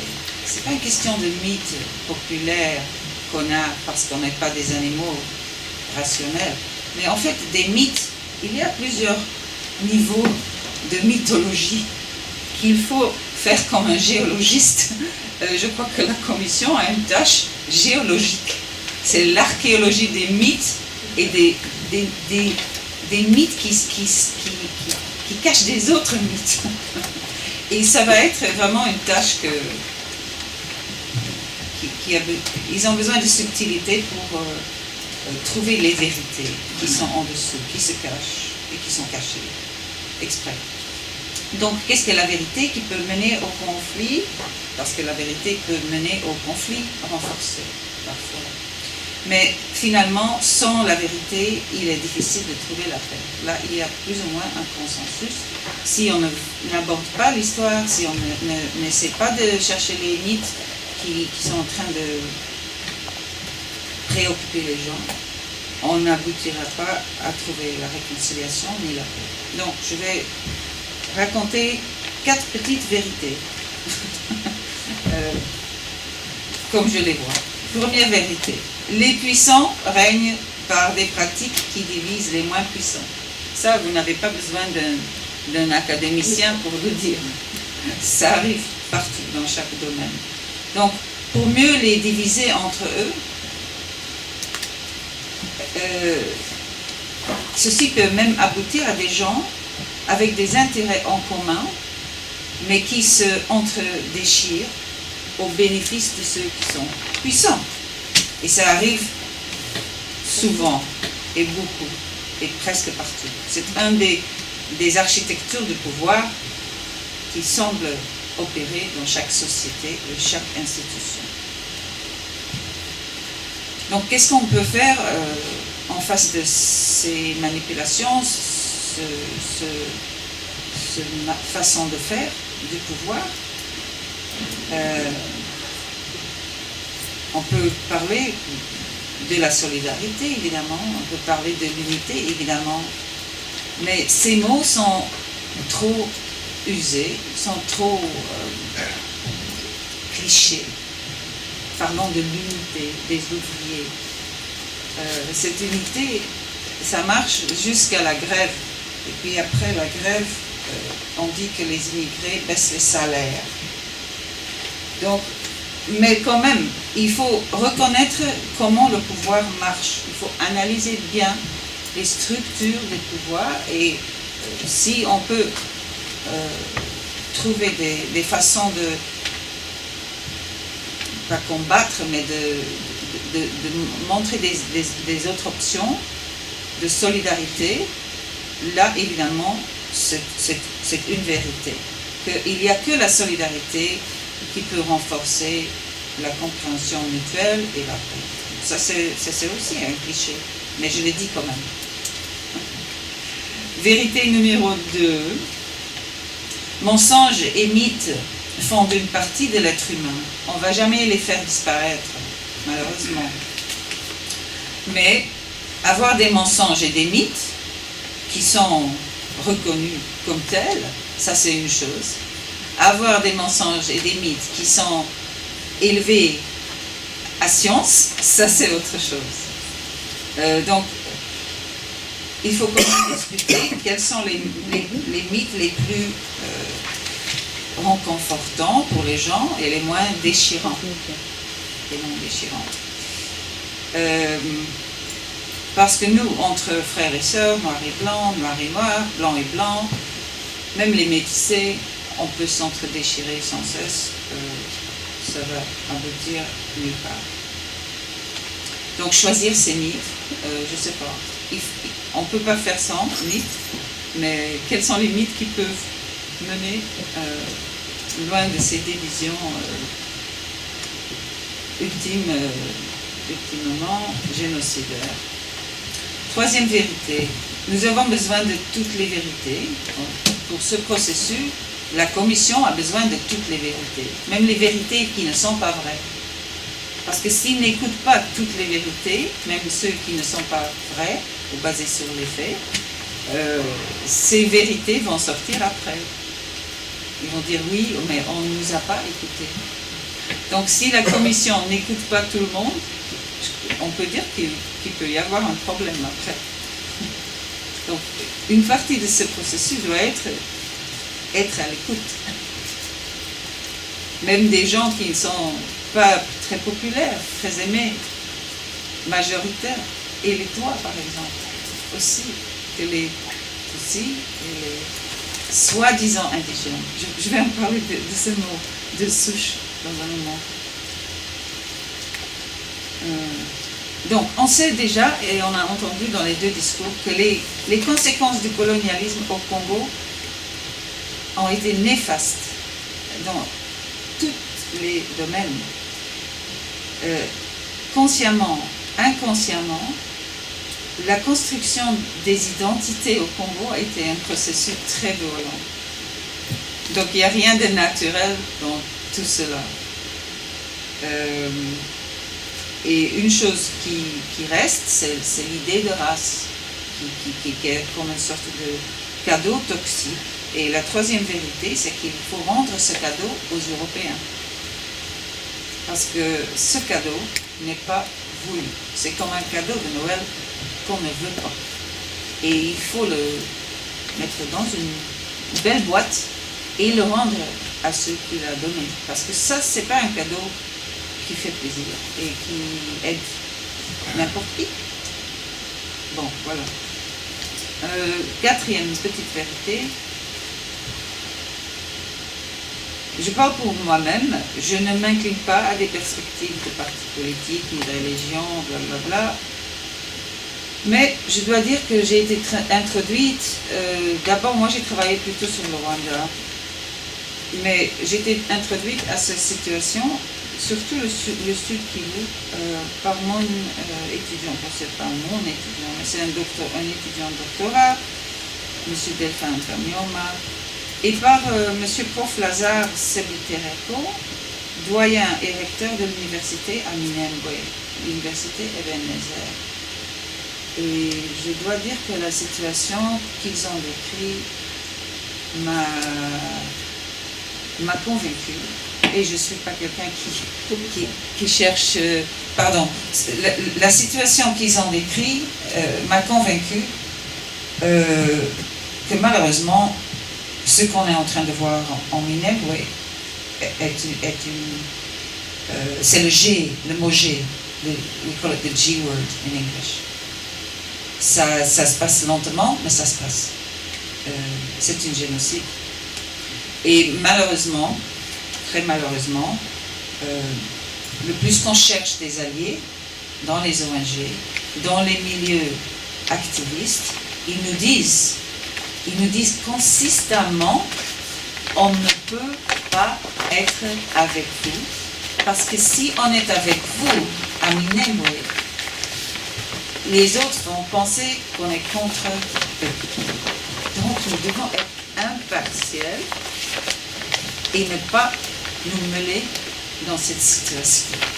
Donc personne, pas les ONG, pas Human Rights Watch, même pas les activistes online, veulent se mettre dans la position humanitaire ou pour plaidoyer pour les droits de ces gens-là, qui sont des IDP. Internally displaced, les déplacés. Et ça m'a vraiment, au début, ça m'a bafoué, que personne veut savoir. Mais c'est justement ça. Les groupes qui sont attaqués, qui sont des minorités, est-ce qu'ils sont aimés par tout le monde?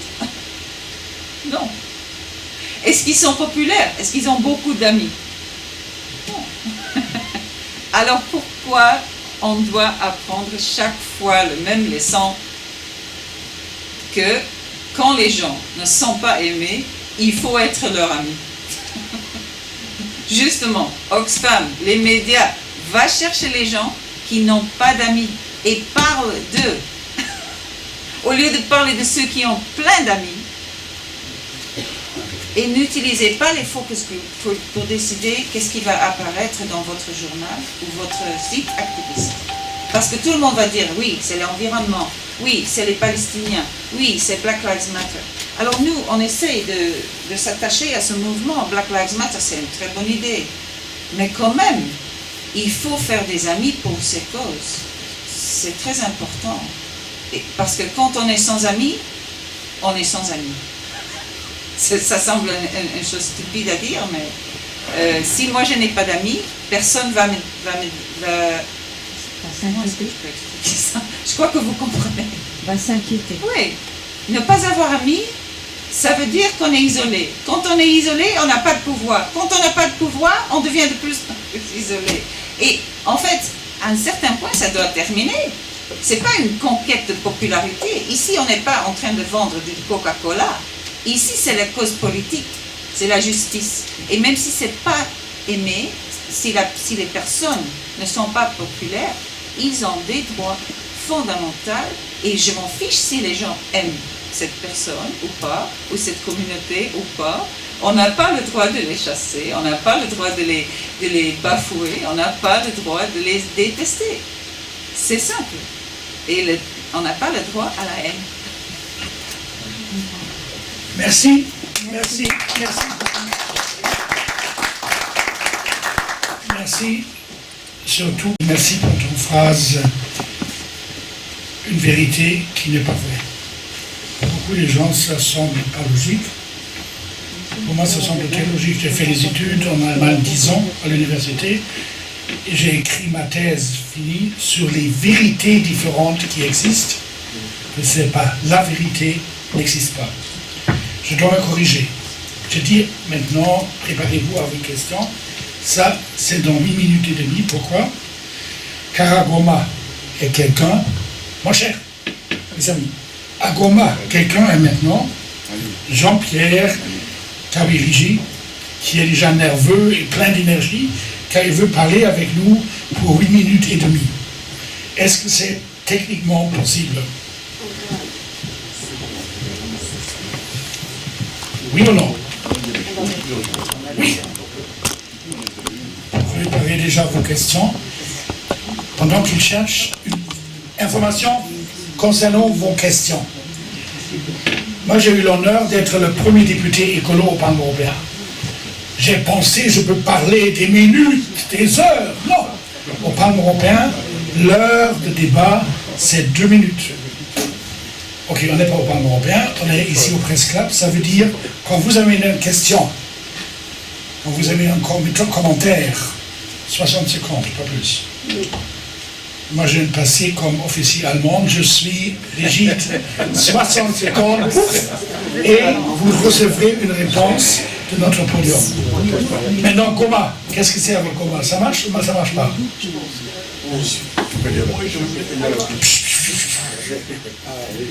On se concentre et les bonnes ondes maintenant pour Goma, que ça marche. Et quand ça ne marche pas, préparez-vous aux questions. Je vous donne encore 10 secondes. 8, 6, 4, 2, non? Dans ce cas, on salue d'ici de Bruxelles Jean-Pierre Kabirigi et on espère un autre événement d'être en contact avec lui. Maintenant, voilà, ici, je vois déjà des mains. Dans ce cas, la première personne qui a... C'est avec le monsieur, oui, avec le chapeau couleur sable. Viens ici, viens ici. Il y a 60 secondes. Hein? Non, oui, c'était pas une blague. Hein? Bon, 1, 2, 3. Voilà. Moi, je m'appelle Nandouela Kabiniba. Ce que monsieur a dit, il y a du vrai, il y a des choses que je peux contester. Parce que moi, j'étais à Goma en 1957. Et j'ai quitté Goma au mois de février 58.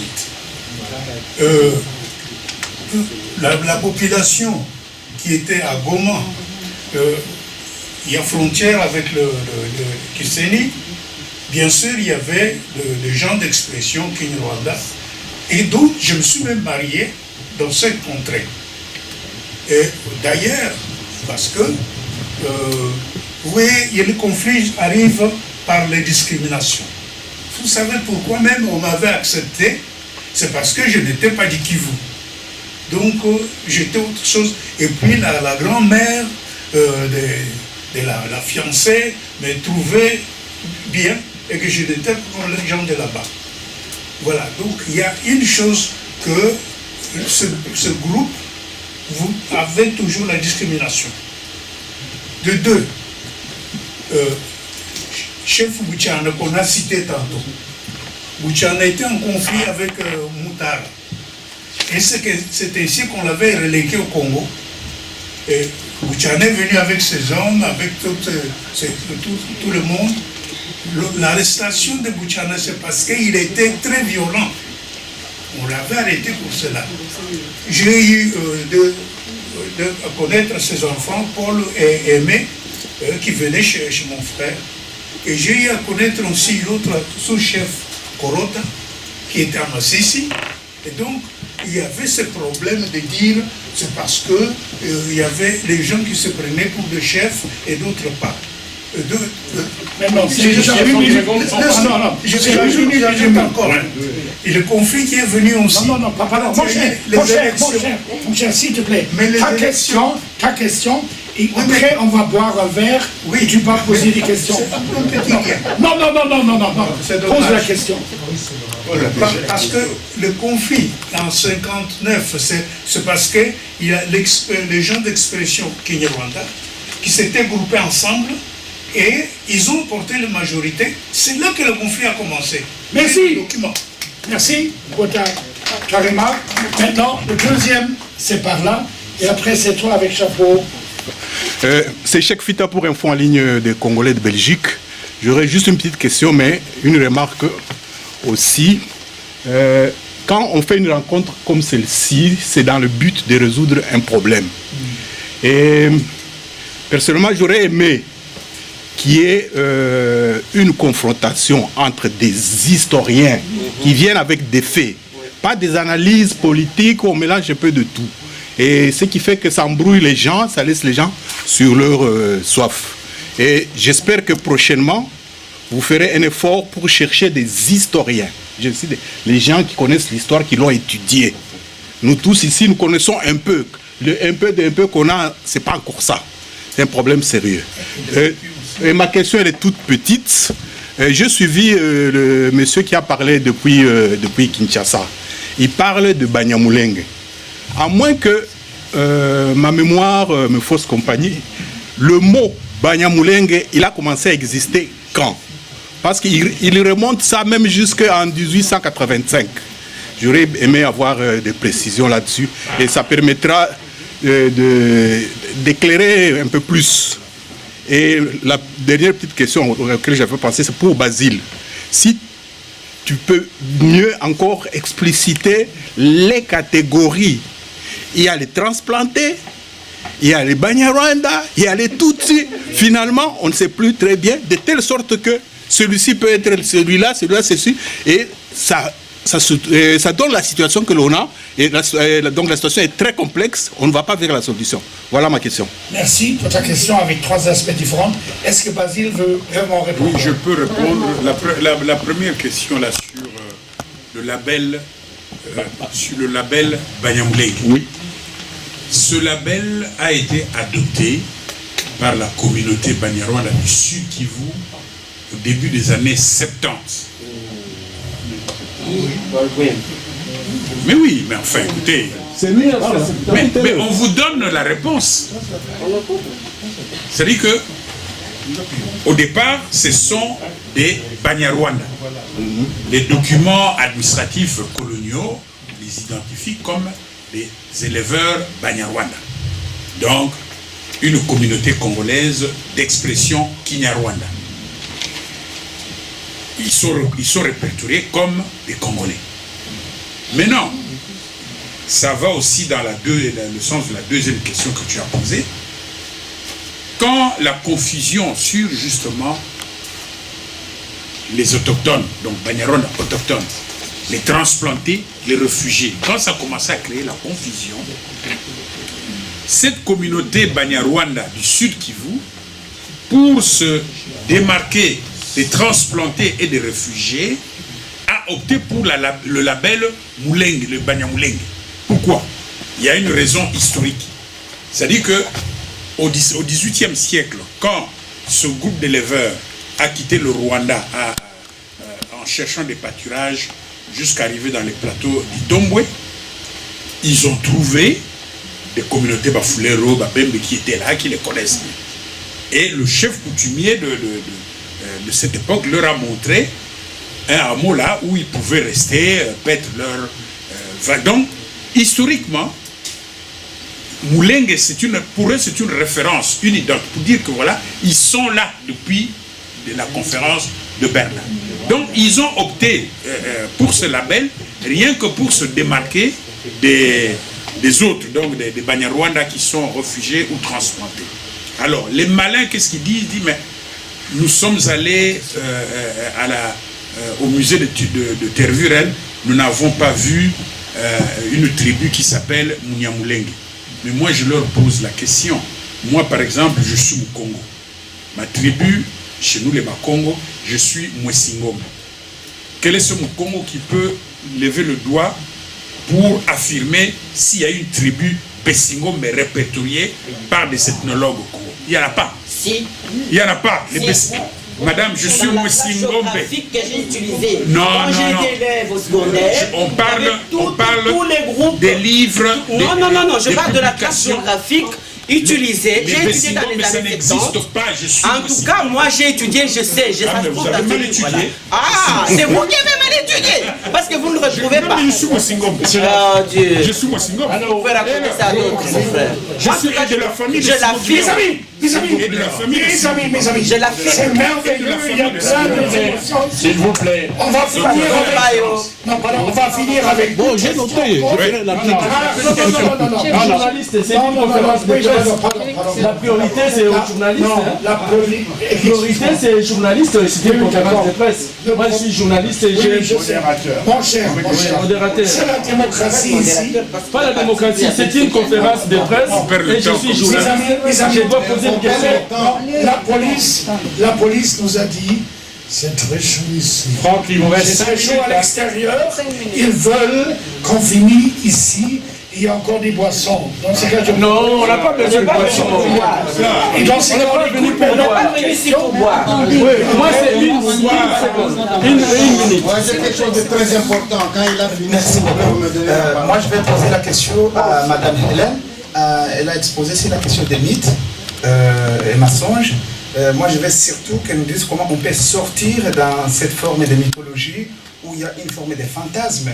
On attend souvent dans la sphère politico-intellectuelle, on va commencer à qualifier certaines personnes qui ne sont pas congolais. Par exemple, je donne l'exemple, ils vont dire « Monsieur Adaré Sombrewa n'est pas congolais ». Ils vont dire « Il est rwandais ».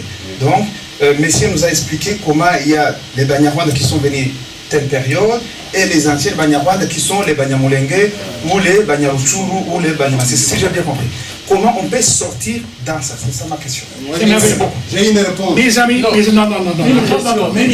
C'est archi chouette ici. Mais c'est maintenant Hélène qui va répondre. Après, c'est fini. Non, une minute. Non. Une minute. Chère Hélène, réponds, s'il te plaît. Ok, il est clair que tout le monde veut parler. Je vais être très bref. Les mythes qu'on a, c'est des mythes qu'on n'est pas conscient, qui viennent du 19e siècle. Ce qui est important peut-être, c'est d'avoir conscience d'où ils viennent. D'où ils viennent, ces idées de Hamite, de Bantou, de gens de souche, des indigènes. D'où est-ce qu'ils viennent en fait? Ils viennent des théories de race qui mettent tous les Africains en bas et tous les Blancs en haut.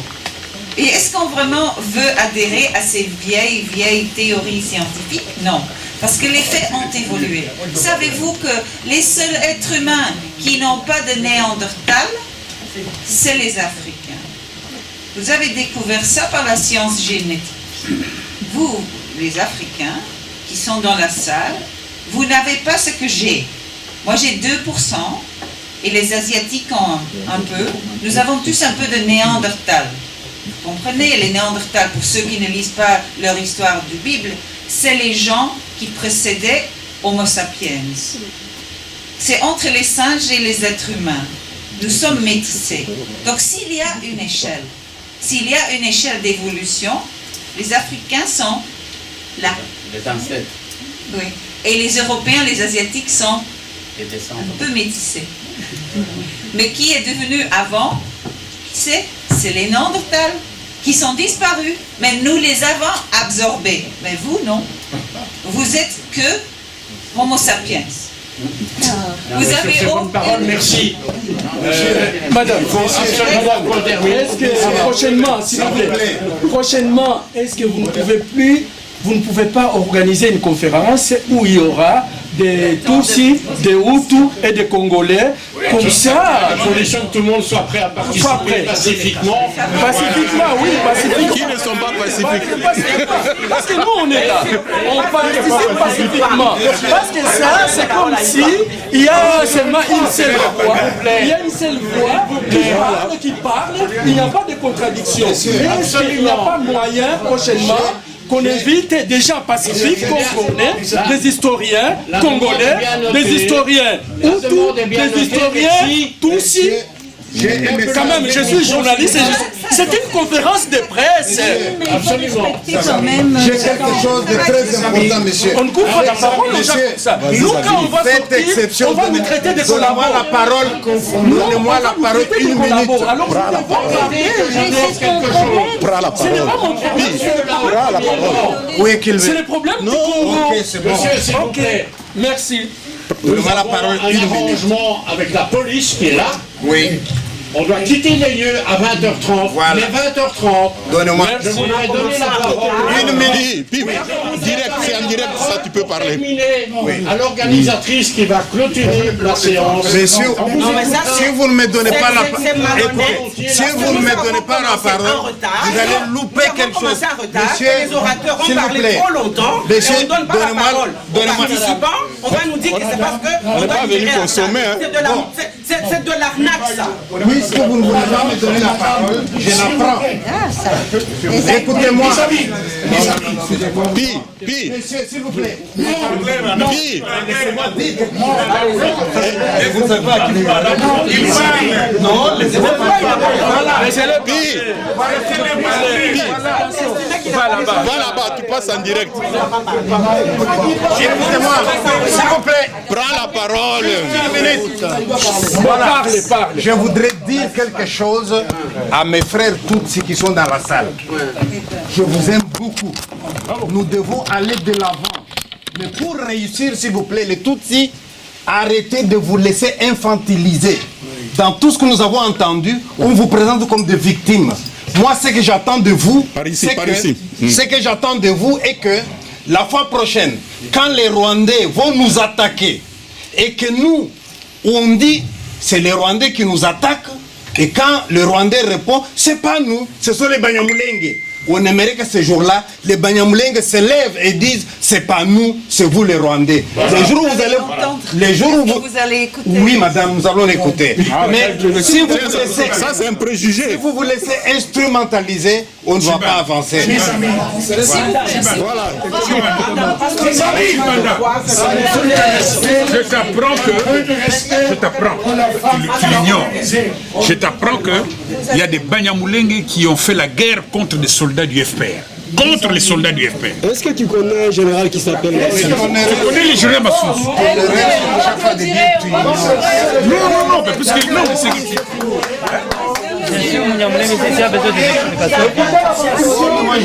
La conclusion.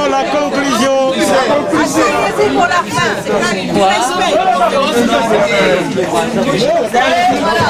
Merci, en tout cas c'était passionnant.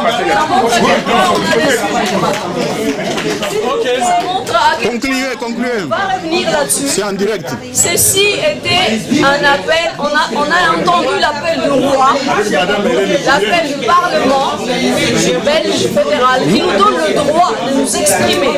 C'est-à-dire que ça c'est juste la première conférence d'une longue série de conférences qu'on va organiser. Et ça, on va alors, ici ce n'était pas un débat, c'était juste une conférence de presse pour rencontrer et pour faire savoir que nous avons porté la vérité. Jusque dans les fins fonds de l'Itourie, on va vous entendre. Madame, vous avez une réaction? Madame, vous avez une réaction par rapport à la conférence? Ça passe en direct. Mais vraiment, pour moi, c'est nul. Cette conférence de presse est vraiment nulle. Moi, je n'ai rien vu là que de plaintes des Batutsi. On s'est plaint. Moi, si vous avez compris quelque chose, moi, je n'ai rien compris d'intéressant là. J'ai perdu mon temps.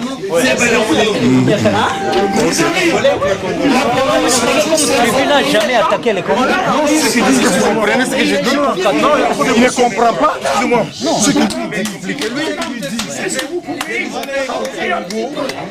Mes amis, la police m'a juste informé qu'il y a une vingtaine de personnes à côté qui veulent la violence. Ah non, Ils sont, écoute-moi, ils sont placeront Schumann. On va les calmer. Non. On va les calmer. Mais on va les calmer, vous dites non, pourquoi? On va les calmer. Ça, la police a recommandé que tout le monde descende. Que tout le monde descend. Ils n'ont pas de On va les calmer. Ribéria et Malbec. Vous n'allez pas direction Schumann. Non, ils étaient en train de suivre. Bon, voilà.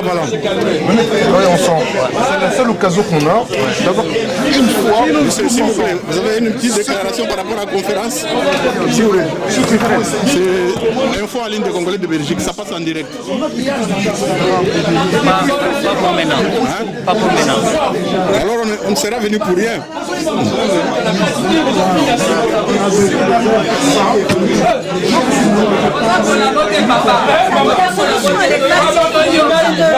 C'est de faire comme les Belges, on donne la nationalité.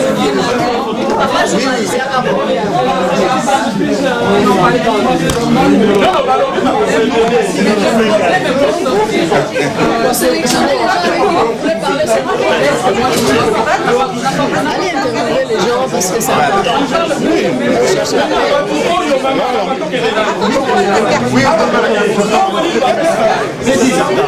Donner vos impressions par rapport à la Oui, bien sûr, bonjour.